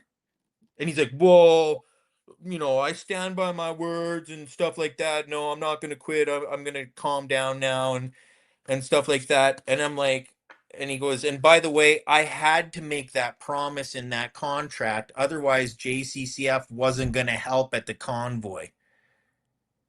They didn't even want to help unless Keith Wilson sweetened the pot and said, look, all pay costs awarded against them. Do we have a deal now? That's the only reason why that's according to Keith. Okay. Now, John Carpe might disagree and he might say, no, I never said that. Keith's lying, or I don't really, that's what he told me. And we talked. I thought we ironed things out. I thought everything was fine. I thought everything was okay. And do you know what I did the next day? I said, hey, everybody, I trust JCCF. I trust Keith Wilson. I'm going to sign the new contract because believing that they will act in good faith and do what they said they're going to do, right? You're taking in millions of dollars to fight COVID mandates. I'm going to trust you. You said you're going to fight for us. Criminal charges, civil charges. I'm going to trust you. And at the end of the day, do you know what JCCF and Keith Wilson did? They said, we never represented Chad. We never agreed to represent Chad. Yeah. And Keith Wilson went to the POEC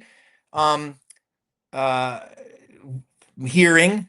He was subpoenaed as a witness. He wasn't allowed to be a lawyer because he acted too much like a protester. And the first thing the lawyers did when they were talking to Keith is they said, so you're telling us that a bunch of your clients waived client privilege. They waived client confidentiality. He's like, yep, all of them did. They said, well, Chad Eros didn't. Chad said he didn't. Oh, Chad was never my client. I never acted for Chad. I never advised Chad. Who's Chad? I totally was one of his clients. He totally advised me. His hotel room was next to mine for weeks. Like he never gave me any legal advice.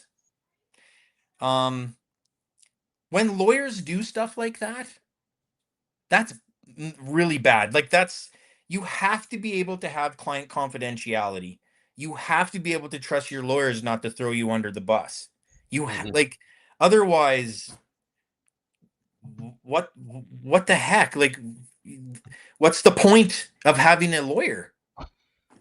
Exactly. And this is what I am trying to say is, ladies and gentlemen, albeit the other two might not realize it, all along, guys like myself and Chad have been calling out these other ones that are controlling them and manipulating them and creating more problems than what needs to be. Chad comes into this trying to help. I come into this trying to help. We all tried to do this for the right reasons. These people decide to run off with it, make it their own little spectacle. Now they're being whatever they're being. At the same time, we knew that we were being misrepresented. No lawyers were ever being utilized for us. In fact, I was told to go kick rocks. At the same time, oh, but we're helping.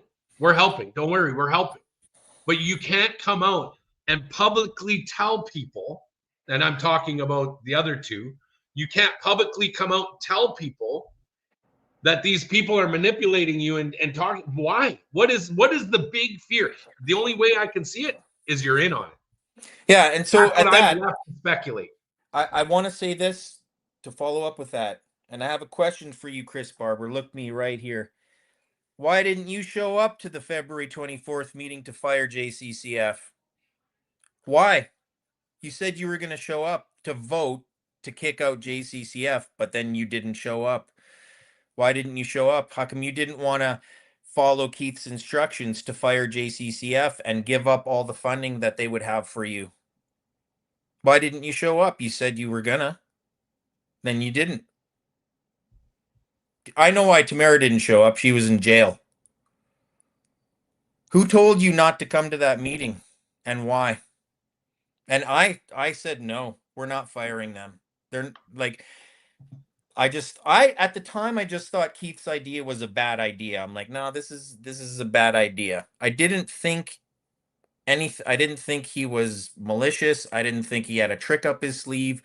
I genuinely thought that he just thought John Carpe was a weird, awkward nerd and didn't know what he was doing. Just like he said, he's just like, John Carpe has no idea what he's doing. And he's in over his head. He doesn't understand the protest. He wasn't there. I'm one of you guys. He's not. Just fire them and come with me. I literally just took Keith at his word, and I even probably laughed and chuckled a few times because Keith's actually a pretty charming guy. He's funny, he's smart, he can make you laugh, he can tell jokes and insult people in a way that will make you laugh. Like he was really laying it on about John and how we should fire him. And so Chris Barber, he's doing like commercials for JCCF, thanking them every chance he can get. I love JCCF, they're the best ever. But yet Keith and Eva Chipiuk wanted us to fire them, and he wasn't there. Mm-hmm. That's interesting. Maybe he can answer that. I'd love for him to answer that. I don't think you're ever going to get a straight answer out of them because of the simple fact is they've gotten too far down and too far deeply embedded that it would be catastrophic to who they are and where they put themselves on a platform on a level that it would be absolute. It would be, what's the word? There's a word for it. There is no answer. Do you know what the answer is, Pat? This is the answer. I was told not to come. Self-destruct. Yeah, I was told not to come because you guys were supposed to fire JCCF and then I would get all the funding. Then JCCF could spend all their time on me and all their time on Tamara, and you guys were gone because you idiots chose to fire JCCF. That's the answer. What other answer is there? You know what I'm saying? What other answer is there? And people who are fans of Chris Barber and fans of Tamara Leach and like, it's fine. Love them. That's but you guys, there are people that were bigger fans of Tamara Leach and Chris Barber than you. I was probably one of their biggest fans. Tamara phoned me from jail. Okay. I trusted her. She trusted me. On her way back from Ottawa, she stayed here in my house with my family. She came and visited my family. I thought we were friends. I trusted her. I was a big fan. But at the end of the day, when she got a phone call to throw me under the bus, discredit me, lie about me, she did it. And Tamara, look in my eyes. You did that. You did that. Look in my eyes. You did that too. You did it to me. You did it to us. I thought you were my friend. I thought you were this hero. But this is what you did. None of the original people from the protest, none of the original people from the convoy are connected to her anymore. Zero. Yeah. She's all in with new people now. We're all Zero. still talking. We all still talk. Me, Chris, Joe, Bridget, all of us, Chad, we're all still talking because they have gone. And you and me didn't even like each other. Exactly. We almost killed each other. Yeah. And this is what I'm saying is when we all witnessed this, guys, what did they do? And Dave, yeah, I see Dave Steenberg in the comments too. She did it to Dave as well.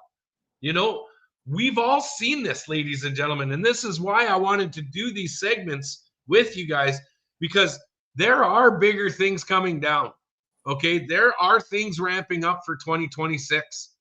And people are going to be flocking or asking, and they are already asking for advice and thinking JCCF is going to be their hero when you need to go into the courts to fight these class actions and all of this stuff. They're not. Here's my advice. If you're involved with JCCF, if you're involved with any freedom fighting lawyer, if they don't promise to pay costs awarded against you, do not hire them, because that's the only thing that keeps them on the hook to do a good job for you. That's the only thing. Yeah. Because if you lose your case and they get to take all these donations, let's say people donate $500,000 to JCCF just for you. You have a $500,000 piggy bank to fight your cause. If they lose, they get to keep the $500,000. Even though they did a bad job, they get to keep the $500,000. But if they promise to pay costs awarded against you if they lose, and the other lawyer says, well, you guys lose, so you have to pay my legal fees, then that's an incentive for JCCF or any freedom fighting lawyer to do a very damn good job for you, because then they'll have to pay costs awarded against you. And that's why Keith put that sweetener into JCCF, because if you Google Seneca College JCCF, the judge said, JCCF, you lose. But guess what? I'm not going to let your clients get stuck with the legal bill. I'm going to award costs against your clients, but you have to pay it. Now, they might have appealed that decision, and that might have not been the only decision that JCCF had to pay costs awarded against their clients, because the judge said in his judgment, JCCF, you were the ones pushing this cause. You were the ones encouraging your client to do certain things and to fight this cause in the most expensive way possible. So you're going to pay these costs. Just Google search that, Seneca College, JCCF. They might have appealed it, and the judge, the appeal judge might have said, okay, JCCF doesn't have to pay because it was a public interest case, and it, this case was justified under public interest. They might have won that, but this is what the freedom fighting lawyers are scared of, that if they lose their case, they'll take the donations, take the money, take the millions of dollars, but then if they lose, they have to pay the other side's legal fees. Yeah. Make them promise to pay those, otherwise you don't have a lawyer. One of the things they did during COVID, and this is why I believe that JCCF is feeling their failure to represent me, is because during COVID, when they were representing people who were getting their COVID fines, JCCF had under their contract in the fine print that if at any time awards are deemed, you sign off as us representing you. You don't get any of these payments back. So if they go to a class action lawsuit, they file a class action lawsuit, they get millions of dollars. You don't get anything for that. You don't get any part of that. And that was in the fine print with anybody who signed on with JCCF. And I asked that out during COVID when we were protesting and people were getting fines and we were looking for lawyers to represent them. Why would you say that? These people are entitled to reimbursement of all of this stuff, but in order for you to represent them, they're not entitled to any retribution back or any kind of repatriate like funds back. Yeah. The contract swap was that for us too. It said, besides taking out the part where we will not pay costs awarded against you, you have to pay your own costs. And Mhm. they're, they get to be the boss of everything. They're gonna push this case into oblivion, and the others, which means the other side's legal fees are gonna get pushed into oblivion too. The other thing that they changed in the contract swap was if you win in court and the court awards you money, we get to take that money and keep it. You Yep. get zero. Yep. Like, so they get the donations to pay themselves. They don't have to pay costs awarded against the client if the client loses. Like, that means they lost. They did a bad job and lost. They're not going to pay those costs. And if I win, the judge says, Chad Eros has been harmed by this lawsuit. He countersued, and we find in favor of Chad. We're going to give him $1 million. JCCF's new contract said we get to keep that too. You get zero. Nothing. Yeah. And I had questions about that. And they needed to get rid of me. And Tamara went along with it. Tamara, you went along with that. Now you have a job with Rebel News. Good for you. Right. Well, Chad, we're coming up to the hour and 46-minute mark. I want to I know there's so much more. We barely touched, scraped the surface on this, but one of my things is, dude, you've been through the ringer. You didn't deserve any of the shit you went through. But I want to say you've been a stand-up guy throughout all of it. 100%. Well, thanks. All I can do is help. The COVID, I know you're talking to your woman there. No, because there was a question. Sorry, she brought up a good point. Good idea. The question about the money and how much was actually frozen and what is in the lawsuit. How much money is actually in the lawsuit that they froze out of the GoFundMe? Yeah, so there's just over $5 million frozen by the class action lawsuit by Zexy Lee and Paul Champ. But was there not 10 million? So what happened was the Give Send Go was started when was it started? It basically on February 4th when GoFundMe was canceled on the Freedom Convoy page. So a lady named Cindy Parker was running the Freedom Convoy page, and on February 4th she said, "Hey everybody, the GoFundMe's canceled. Start donating to Give Send Go." And about $7 million was donated, and it was going to the U.S. Because the owner of Give Send Go was Jacob Wells. I couldn't create a bank account because no banks would open a bank account. And Jacob said, "Well, I'll just hook my Stripe Up account up to the Give Send Go." And as soon as it was announced that GoFundMe was over, millions of dollars started pouring in to Jacob Wells' Stripe account. Now, on February 7th, which is when the actual board of directors was put together, we still didn't have a bank account, but Keith Wilson volunteered to let the money settle to his lawyer trust account because we didn't have a bank account. And this is all public knowledge, or it can be, it's in the POAC, blah, blah, blah, blah, blah. Everything is already there. So with that, I started a Stripe account on February 7th. We had a real board of directors on February 7th. Keith Wilson said, "I'll let you use my bank account" on February 7th. And I started the Stripe account, and the Stripe account I set up received its first donation February 7th. And hours later, I get an email from Stripe basically saying, "Hey, who are you? Are you the Freedom Convoy?" And I'm like, "Yeah." And they're like, "Well, we're shutting you down. We're not letting you. We're not going to allow this."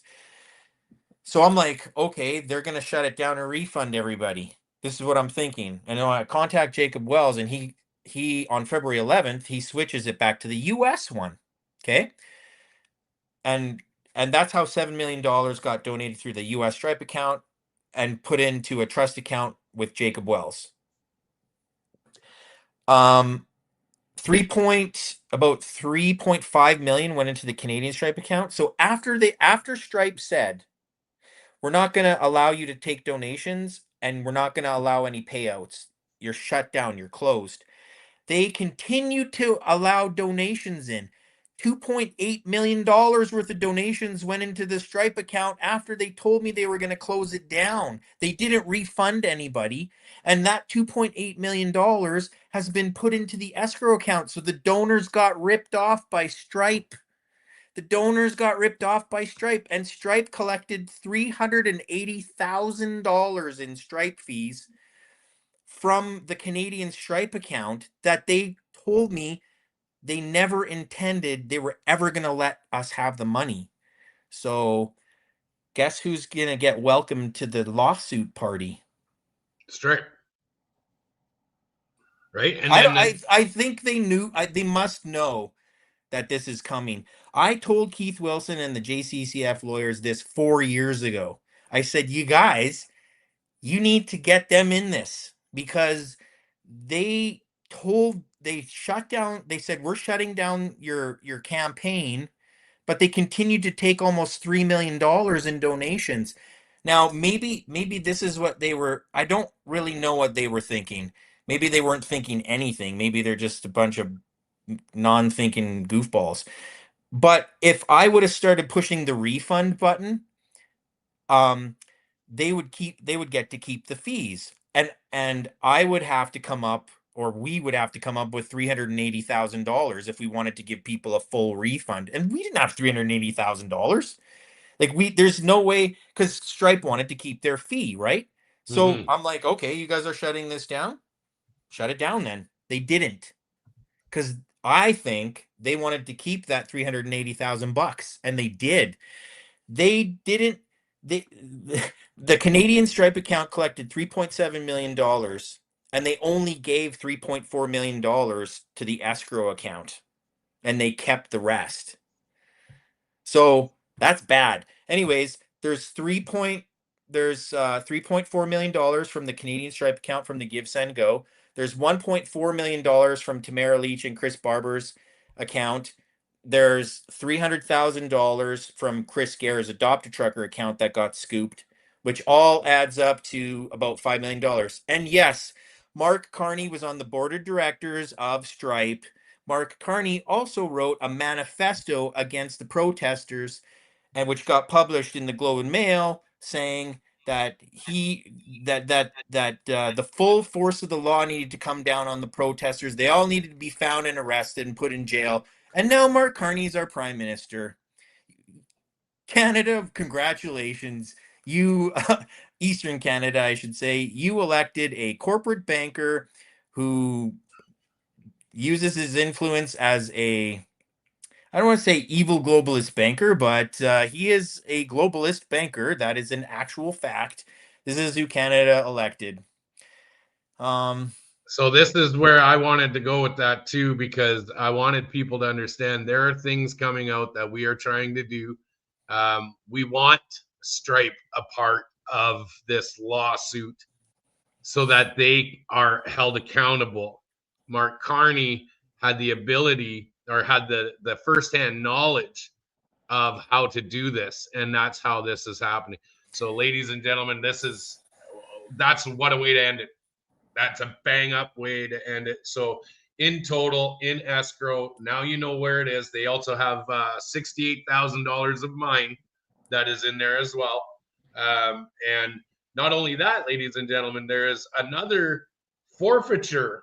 So the document that I showed you with the 1.39, there is the Crown sitting on a forfeiture motion to have that 1.39 million, or 1.4, let's just round it up, 1.4 million forfeited after the lawsuit.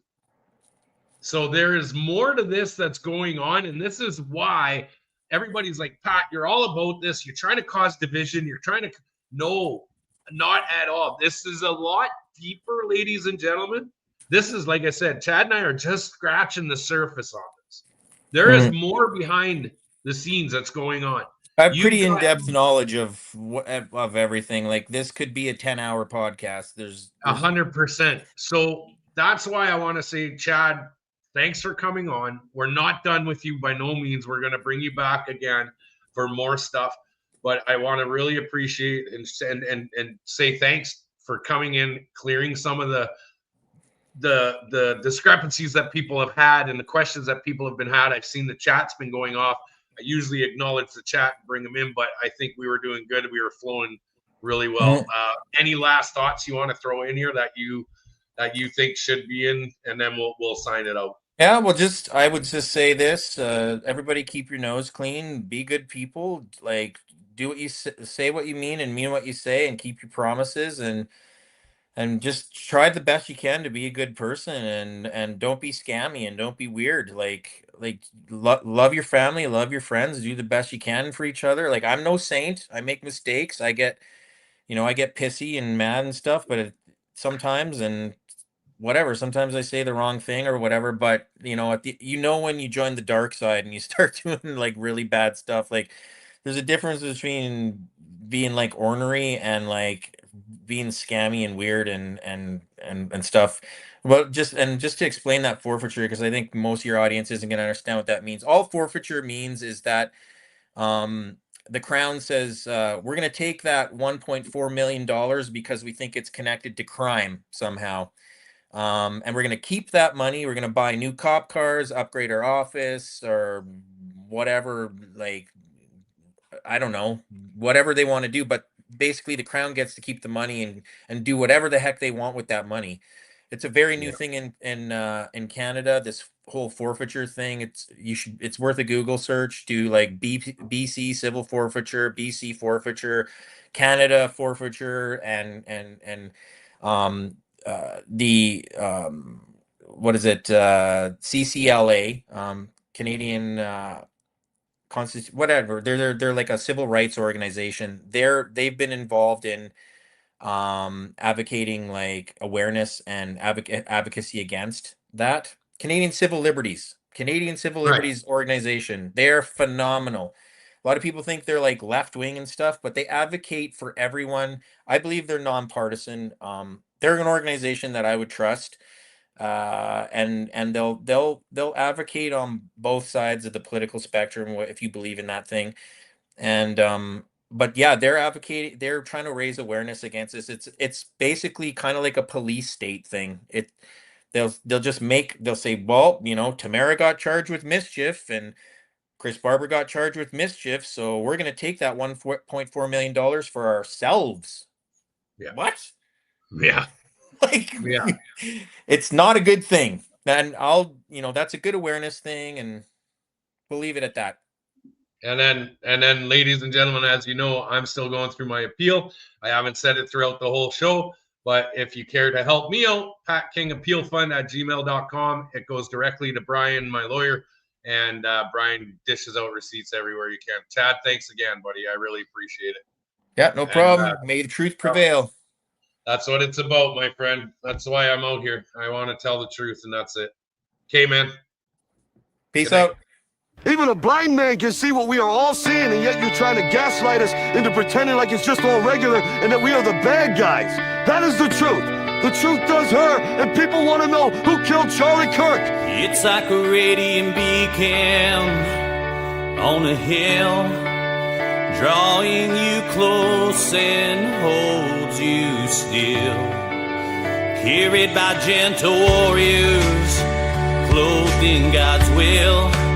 Shadows try to hide the beams, but it shines bright for all who see.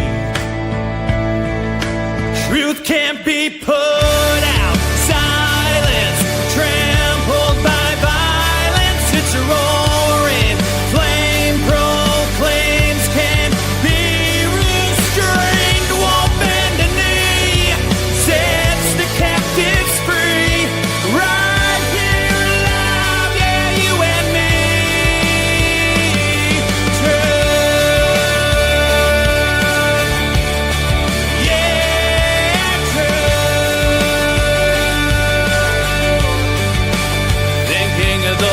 carry the torch in their day, dreaming their dreams, walking their faith.